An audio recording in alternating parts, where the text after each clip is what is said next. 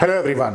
So almost after more than 4 years, finally the government of India has released the rules for the Citizenship Amendment Act 2019.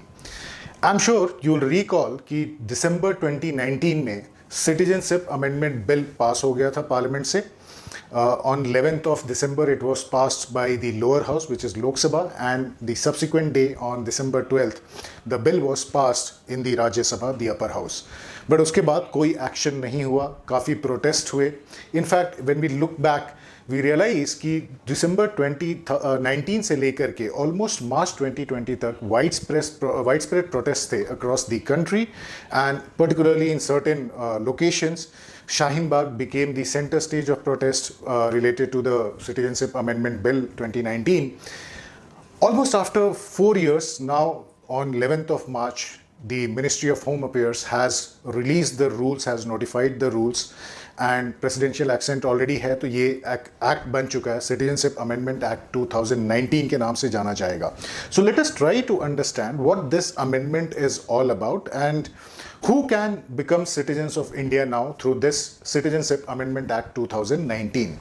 तो सबसे पहले हम बात करेंगे citizenship act, जो original act है 1955 का, जो टेबल हुआ था पार्लियामेंट में 2 मई 1955 को.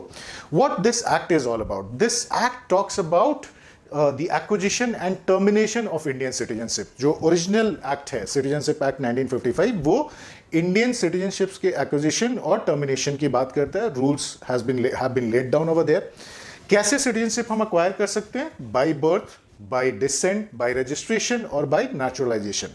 तो ये 4 प्रोसेसेस हैं जिसके थ्रू सिटीजनशिप अक्वायर किया जा सकता है. अब हम बात करें 2019 का जो अमेंडमेंट है उसके स्पेसिफिक फीचर्स की अगर हम बात करते हैं तो 11th March, as I said earlier, 2024 the rules were notified by ministry of home affairs, government of India. जो बिल ऑलरेडी मैंने बताया पास हो चुका था दिसंबर 2019 में.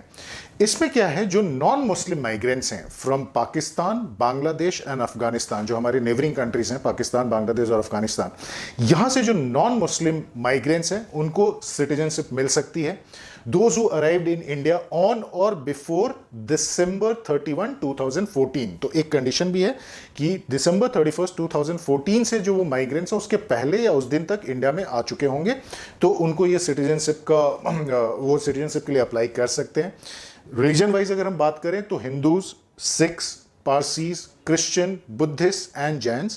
So these are the 6 religions from which the individuals can apply for accelerated citizenship through this act. Muslims को इसके purview से फिलहाल बाहर रखा गया है. तो इसके पीछे जो लॉजिक था कि जो माइनॉरिटीज हैं in those countries, because those 3 countries are Muslim majority countries, तो वहां जो माइनॉरिटीज हैं, हिंदूज हो गए, सिख्स हो गए, क्रिश्चियंस हो गए, या बुद्धिस्ट, पारसीज और जैन्स हो गए, तो दोज हु सफर्ड रिलीजियस और had the fear of religious persecution, उन लोगों को ये अपॉर्चुनिटी है to apply for, with certain conditions of course in place, to apply for Indian citizenships. तो ये एक्सेलरेटेड होगा, फास्ट फॉरवर्ड होगा, जिसके एप्लीकेशन को फास्ट फॉरवर्ड प्रोसेस किया जाएगा.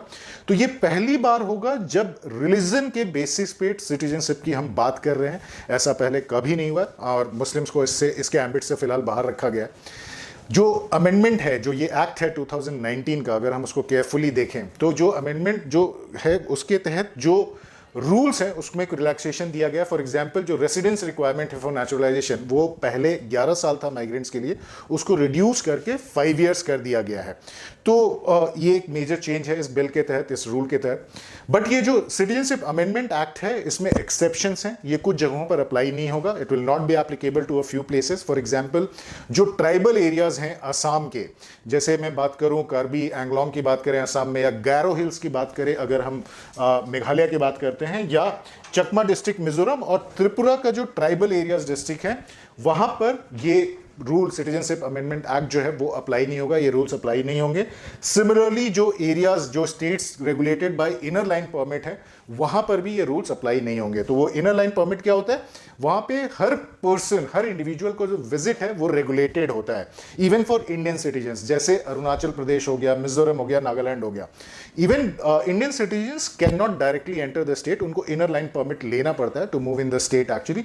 सो इनर लाइन परमिट वाले स्टेट्स जो हो गए, और जो ट्राइबल एरियाज हैं, certain tribal areas in the north east, उनकी वहां पर ये रूल्स अप्लाई नहीं होंगे. So there is an exception over there. Who can apply for citizenship? there are rules for that as well. So individuals of Indian origin seeking citizenship, yeah, if an individual is married to an Indian citizen, that person can also apply for citizenship of India. और minor child of a citizen of India, तो ये जो rules हैं citizenship amendment, citizenship act के तहत मैं उसकी बात कर रहा हूँ, या individuals whose parents were registered as citizens of India or are registered as citizens of India and individuals registered as overseas citizens of India, तो ये लोग अप्लाई कर सकते हैं. और जो प्रोसेस ऑफ एप्लीकेशन है उसमें सबसे पहले डॉक्यूमेंट्स रिक्वायर्ड है. So there are certain documents required. So एक तो क्वालिफिकेशन फुलफिल करना है और उसके साथ जो थर्ड शेड्यूल में क्वालिफिकेशन डिटेल्स हैं उसको फुलफिल करना है अलॉन्ग विथ फॉर्म 8A. ये सबमिट करना पड़ेगा.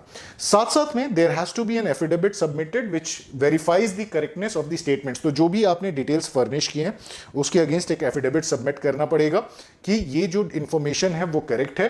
And also a declaration about the language, educate knowledge of the language. जो 8 शेड्यूल में लैंग्वेजेस लिस्टेड हैं उसमें से किसी एक लैंग्वेज पे प्रोफिशिएंसी होनी बहुत जरूरी है. So Hindi even is there. So वो डिक्लेरेशन देना पड़ेगा कि as per the 8th schedule of constitution जो लैंग्वेजेस हैं तो आपके लिंग्विस्टिक स्कूल्स को लेकर के आपको डिक्लेरेशन सबमिट करना पड़ेगा जो भी माइग्रेंट्स हैं जो सिटीजनशिप के लिए अप्लाई करना चाह रहे हैं. जो प्रोसेस ऑफ एप्लीकेशन है वो कंप्लीटली ऑनलाइन होगा. तो application has to be completed completely online to an empowered committee. Though empowered committee will be created by government of India. So this application will be submitted to the empowered committee but through a district committee. तो district committee को आप submit करेंगे जो उसको empowered committee को forward करेगी. And साथ साथ में आपको एक्नॉलेजमेंट होगा in the form of form 9. Form 9 के तहत एक्नॉलेजमेंट मिल जाएगा, वो ऑनलाइन जनरेट हो जाएगा. फिर डॉक्यूमेंट वेरिफिकेशन होंगे.